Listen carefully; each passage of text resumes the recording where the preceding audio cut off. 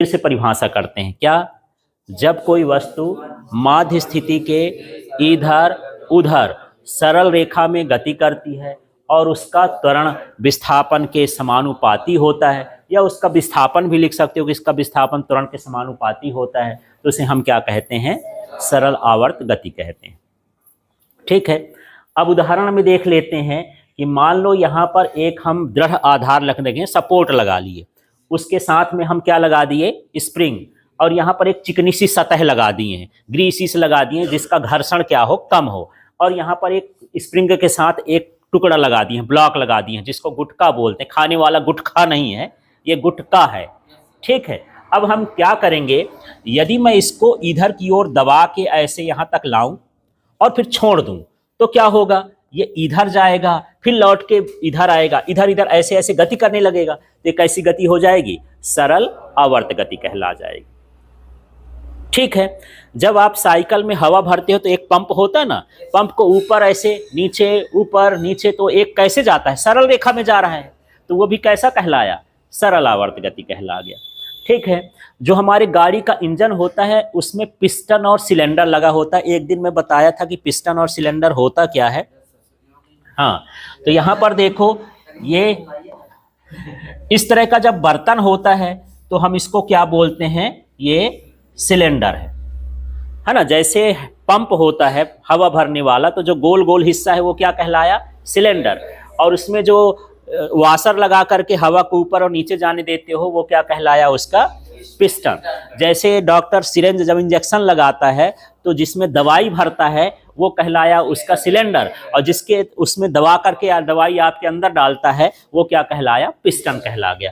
तो यहाँ पर देख लो, यहाँ पर क्या होता है कि जब ये पिस्टन वाला हिस्सा कहीं ऊपर जाए नीचे जाए ऊपर जाए, गाड़ियों में ऐसा होता है, गाड़ियों में कभी इंजन खराब हो गया तो बोले यार इसका सिलेंडर पिस्टन बदल देते हैं, थोड़ा खराब हो गया है, चाहे वो स्कूटी हो, मोटरसाइकिल हो, बड़ी गाड़ी हो, छोटी गाड़ी हो, उसमें ये सिस्टम लगा होता है। जब यहाँ गैस भरी जाती है, जलती है, तो ये पिस्टन ऊपर जाता है, फिर गैस जब जल के धुआं छोड़ देती है तो नीचे जाता है, तो इस तरह नीचे ऊपर इस तरह से होता रहता है। ये कौन सी गति कहला गई, सरल आवर्त गति, है ना। तो इंजनों में होता क्या है, पहले इसमें गैस भरी रहेगी, फिर वो गैस क्या होगी, जलेगी तो फैलेगी तो ये पिस्टन कहाँ जाएगा, ऊपर, फिर इसके बाद उसी छेद से जब गैस उससे साइलेंसर से बाहर निकलेगी तब ये कहाँ आ जाएगा, नीचे, फिर गैस जलेगी, फिर कहाँ जाएगा, ऊपर, और ऊपर ये जो ऊपर नीचे जाता है तो पहिए को घुमाने का भी काम करता है। तो ये सिलेंडर पिस्टन जो होता है एक तरह की किस गति को बताता है, सरल आवर्त गति को बताता है।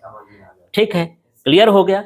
अब इसकी कुछ विशेषताएं आती हैं, तो परीक्षा में आ जाता है कि सरल आवर्त गति किसे कहते हैं, इसकी विशेषताएं लिखिए। तो यहाँ पर जो आप देख रहे हो पहली परिभाषा में है कि वस्तु माध्य स्थिति के इधर उधर सरल रेखा में गति करती है, एक विशेषता यही हो गई जो परिभाषा है। क्या हो गया, वस्तु माध्य स्थिति के इधर उधर सरल रेखा में गति करती है। दूसरा यही हो जाएगा, है ना, एक हो जाएगा कि ये सरल रेखा में क्या करती है, इधर उधर गति करती है। और दूसरा क्या हो गया कि जो त्वरण होता है वो विस्थापन के क्या होता है, समानुपाती होता है, और त्वरण का संबंध बल से होता है। तो यहाँ तीसरा ये भी लग सकते हो कि इस पर जो लगने वाला बल है वो भी किसका होता है, विस्थापन के कैसा होता है, समानुपाती होता है। ठीक है, हाँ, ये भी एक तरह की कौन सी गति है, दोलनी गति है। तो एक क्रम देखें, आवर्ती गति है, आवर्ती गति के आगे ही उसी का एक हिस्सा है, प्रकार है, वो कौन सा है, दोलनी गति। ठीक है, और दोलनी गति का ही एक प्रकार कैसा है, सरल आवर्त गति। ठीक है, अब इस क्रम को समझना, आवर्ती गति जो भी बार बार गति करती है अपने मार्ग पर वो आवर्ती गति कहला गई, जो इधर उधर गति करती है वो क्या कह लगे, दोलनी गति। जो इधर उधर गति करती है लेकिन सरल रेखा में गति करती है तो सरल आवर्त गति होती है। माने हर सरल आवर्त गति दोलनी गति हो सकती है, हर दोलनी गति आवर्ती गति हो सकती है। लेकिन क्या आवर्ती गति सरल आवर्त होगी, नहीं, हर आवर्ती गति दोलनी गति नहीं होगी। यदि हम ऐसे चलेंगे तो सब हो सकता है ना, छोटे से बड़े बन सकता है, बड़ा का जो है पूरा का पूरा ये हिस्सा नहीं कहलाएगा। समझ में आ गया, माने सरल आवर्त गति को आवर्ती गति बोल सकते हो, लेकिन हर आवर्ती गति को सरल आवर्त गति नहीं कहा जा सकता है, ऐसा क्रम। ठीक है, क्लियर हो गया। तो यह कैसी गति होती है, दोलनी गति होती है।